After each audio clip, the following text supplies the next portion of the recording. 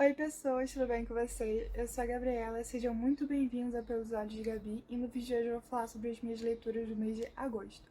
Eu já tenho outros dois vídeos no canal de livros do mês, eu tô deixando no card aqui em cima, caso tenha curiosidade. E eu admito que esse mês me surpreendeu bastante, não só pela quantidade de leituras, mas pela qualidade delas também. Eu li e terminei vários livros que eu não estava acostumada, eu nunca tinha lido romance de época nem narrativa pessoal, que foram dois gêneros assim que eu não estava muito habituada e que eu até que gostei. Eu já tinha conhecido a Jane Austen, mas eu nunca terminei nem o livro de romance de época, porque eu achava que não seria muito a minha praia. Mas eu acabei gostando e terminei 6 livros de romance de época esse mês, né? Antes de começar o vídeo, já se inscreve se você for novo aqui no canal e deixa seu like para me apoiar. E dito isso, bora pro vídeo. Eu sempre deixo comigo aqui o meu caderninho de leituras, porque se você não me conhece, eu gosto muito de fazer anotação. Então eu deixo tudo muito bem anotadinho aqui no meu caderno de leituras. E eu comecei o mês terminando, né? Eu tinha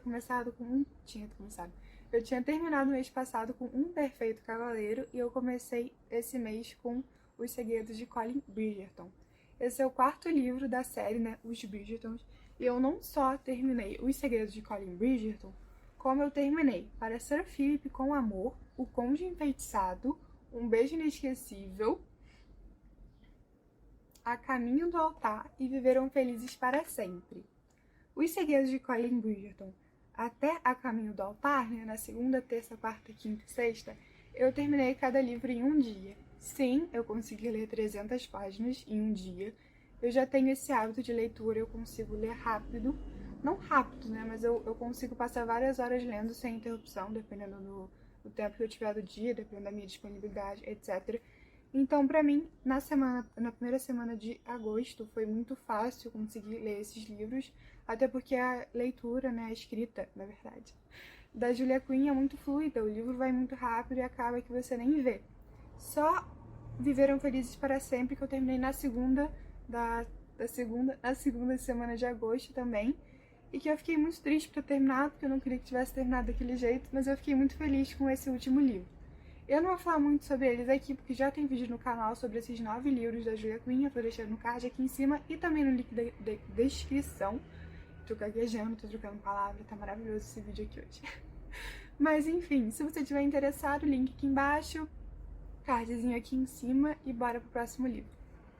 E depois que eu terminei esses livros de romance de época, eu fui para um gênero totalmente diferente.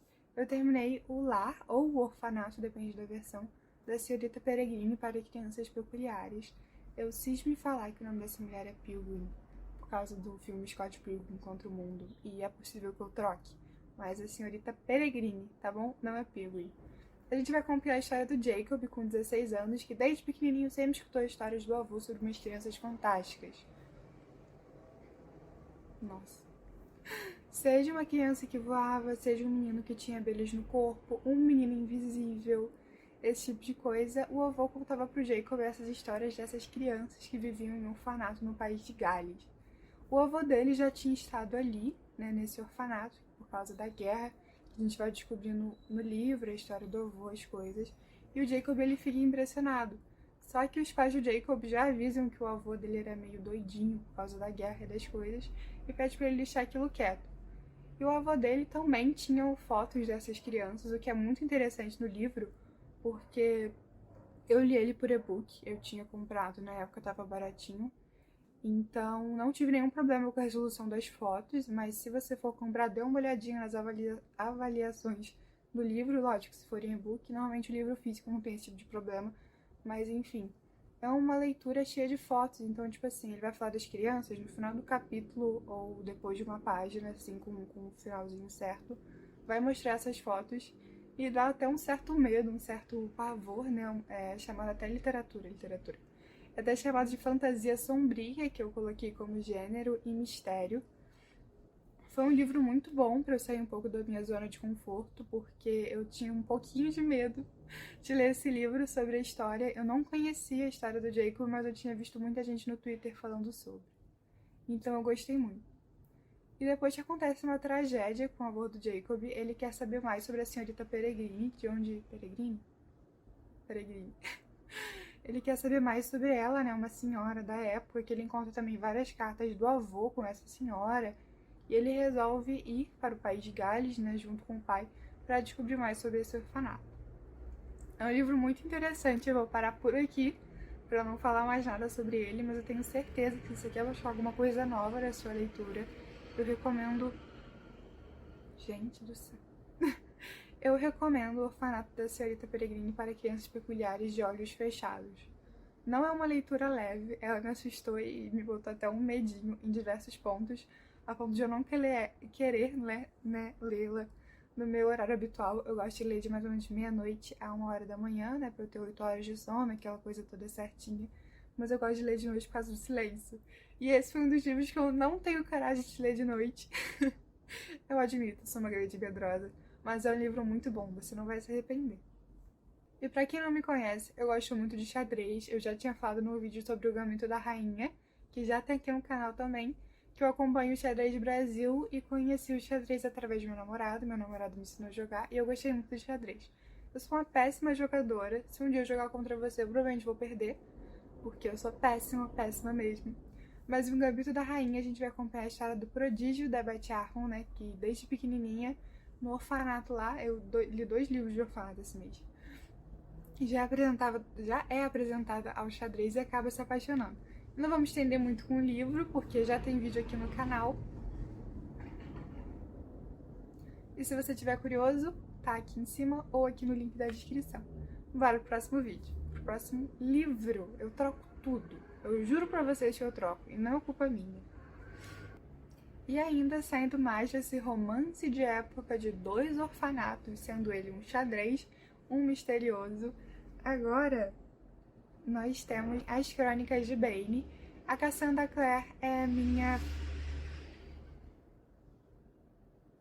Uau! A Cassandra Clare é a minha autora e escritora favorita de todos os tempos. Eu comecei a entrar nesse mundo literário através de Cidade dos Ossos, que foi uma amiga que me deu. Ana, se você estiver assistindo esse vídeo, um beijo pra você e eu te agradeço infinitamente por ter me dado aquele livro no meu aniversário. Ele deve ter em algum lugarzinho aqui na minha estante. Mas em As Crônicas de Bane a gente vai acompanhar o Magnus, né? O Magnus Bane, o grande e alto feiticeiro do Brooklyn, em suas aventuras. Seja no Peru, seja sobre o Hotel do Morte, sobre as paixões da vida dele, né? Sobre o Alex, sobre a galera do instituto, essa coisa toda. Só que eu recomendo que você lê primeiro a série dos Instrumentos Mortais, que são 6 livros, e depois as Peças Infernais. Eu vou deixar aqui o nome certinho, porque eu não lembro muito bem a sequência. Porque,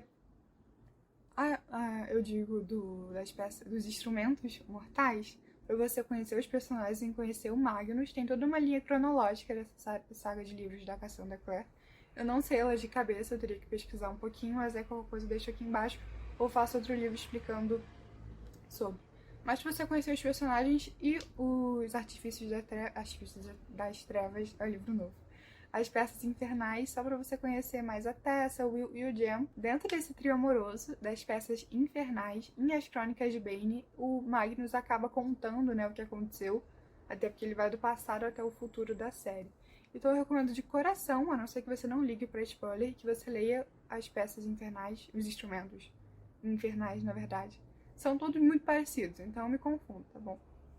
Antes de ler As Crônicas de Bane, senão você vai ganhar um spoiler enorme.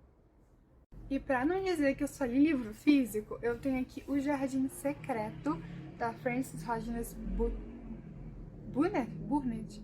Gente, meu inglês é péssimo. Mas enfim, da Frances, ela é uma mulher, ela escreveu esse clássico aqui lindo, maravilhoso, que já tem resenha aqui no canal. É um livro lindo que sinceramente, com essa versão da Dark Side aqui, gente, eu mostro de novo esse livro. É perfeito. É simplesmente perfeito. Já tem resenha dele aqui no canal, tô deixando o link aqui em cima. E não vou me alongar, porque já tem resenha, mas é um livro muito, muito lindinho. Eu gosto desses clássicos infantis e eu digo de novo, se você for ler um clássico, por favor, procure uma versão atualizada, porque vai ser mais fácil para sua leitura, porque ler clássicos não é fácil. Então, novamente, eu recomendo o livro de Dark Side. Inclusive, eu quero ler O Retrato de Dorian Gray. Eu descobri, né, eu acho que lançou agora a versão no Dark Side, e eu admito que eu vou ler O Retrato de Dorian Gray. Só tô esperando meu livro chegar, o livro que eu ainda nem comprei, na verdade, né? Mas eu vou esperar ele chegar e depois eu faço um vídeo pra vocês sobre isso. Bora pro próximo livro. Uma das minhas leituras favoritas desse mês, sem dúvida, foi Nevernight, A Sombra do Corvo. Eu não conhecia esse livro. Na verdade, eu tinha começado a ler ele em 2020, eu acho. Só que eu comecei a ler e não entendi nada. E eu não quis pesquisar sobre o livro. Eu deixei batido aquilo lá e começou. Só que o livro é assim, ele uma hora não. Ele sempre vai começar no passado, com aquelas letras escritas em itálico, e depois vai voltar para a história em si. Só que eu não tinha entendido isso. E eu fiquei totalmente perdida. Mas aí depois, conforme acho que depois do capítulo 2 ou do capítulo 3, eu comecei a habituar mais para a leitura e consegui resolver, consegui entender o que estava acontecendo ali. Mas basicamente a gente vai acompanhar a história da assassina Mia Corveri, que depois do assassinato dos pais dela, né, os pais dela tinham sido traídos, tinham sido os traidores da República, eles dois foram assassinados. Não os dois assassinados, porque a mãe na verdade foi mandada para Pedra Filosofal. E não, isso não é Harry Potter, eu também estranhei Pedra Filosofal. Mas o livro ele é cheio de referências assim, né, uma literatura bem fantasiosa sobre Deus e tal. Eles têm até o Deus, né, o Deus Sol, Aa, e toda aquela coisa toda, tem a igreja vermelha, tem um monte de rolê maluco, que eu demorei muito a entender, mas depois que a leitura flui, o livro acaba rapidinho. É um livro bem grande, ele tem 600 e poucas páginas, eu demorei bastante para ler. Eu tinha começado ele em 2020, né, porque eu não tinha entendido nada. Resolvi dar uma segunda chance para ele, dessa vez que eu me apaixonei. A Mia, depois que os pais dela morrem, né, ela pretende jurar uma vingança contra aqueles que mataram, né, os pais dela, e resolve entrar para uma seita de assassinos contra a República. E é muito interessante, porque para ela entrar, né, nessa seita, ela se tornar uma lâmina da Igreja Vermelha, ela precisa cumprir diversos desafios. Tem os Shahids, tem um monte de nome específico para aqueles professores, né? Um velho até acode ela quando ela foge, né, do do que acontece com o pai dela. É uma história bem maluca, você tem que ler mesmo pra você entender, porque é um pouco confuso de eu explicar aqui, até porque eu não explico milagrosamente bem, vamos combinar. Mas eu juro que vocês não vão se arrepender. Se você gosta dessa pegada Assassin's Creed, ou se você já leu Trono de Vidro, por exemplo, da Sarah J. Maas, eu acho que você vai gostar muito, porque todo mundo se apaixonou pela Celaena lá, com aquele negócio de pose, de mulher brava, aquela coisa toda, matando todo mundo. Então Nevernight não vai te decepcionar. E também tem o Senhor Simpático, que é incrível. Eu tenho dois senhores simpáticos aqui em casa, eu tenho dois gatinhos. O Lip e o Tom. O Lip é igual ao Senhor Simpático. Ele é uma sombra, literalmente, em cima da gente. O Tom, ele some. Mas sempre quando eu li o Senhor Simpático, né, até o Capitão Pocinhas, que era o nome da gatinha ou do gatinho dela, não lembro se era macho ou fêmea. Mas me encantou demais, é um livro super, não leve, mas tipo super... É um livro que a leitura flui de uma tal forma que você fica até assustado, e quando termina aquelas 600 páginas você fica tipo assim, caramba, acabou desse jeito?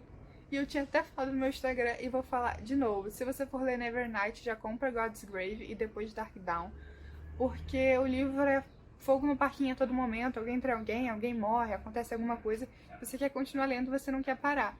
Então já compra os 3 de uma vez, você não vai se arrepender, eu juro, porque a história tá incrível. Eu tô agora lendo o terceiro livro, já terminei o segundo, né? É uma série de 3 livros. E, gente, apenas leiam, é incrível. E eu terminei o mês finalmente com outro livro físico. Eu sou uma leitora por e-books, tá, gente? Eu tenho aqui A Guerra Não Tem Rosto de Mulher. É um livro incrível da Svetlana Alexievich. Já tem resenha dele aqui no canal. É um livro ótimo de narrativa pessoal. O narrativa pessoal que eu tinha falado que eu nunca tinha lido, né? Aqui a Svetlana, ela vai atrás das mulheres que estiveram na Segunda Guerra Mundial e conta os relatos de que aconteceram na guerra. Esse livro já tem resenha aqui no canal. É um livro muito importante que eu simplesmente vou levar pro resto da minha vida, porque eu me encantei muito com ele. A História das Mulheres é um livro muito bom, que me fez chorar, que me fez refletir sobre diversas coisas, né, dos dias de hoje e nos dias antigos, anos atrás. Então, simplesmente foi o meu favorito. Se eu não tivesse lido esse, eu teria falado que foi Nevernight, mas como eu li, eu vou dizer que esse aqui é o meu livro favorito do ano e desse mês também. Eu vou ficando por aqui. Muito obrigada por me acompanhar nessas 12 leituras de agosto. Espero vocês na próxima segunda-feira, às 10 horas. E se você ainda não deixou o seu like, você não se inscreveu, por favor, se inscreva aqui embaixo. Esse é um vídeo que me dá até um pouco de trabalho de fazer, porque são 12 livros, né? Aquela coisa toda. Mas muito obrigada de qualquer forma pela atenção e até o próximo vídeo. Tchauzinho!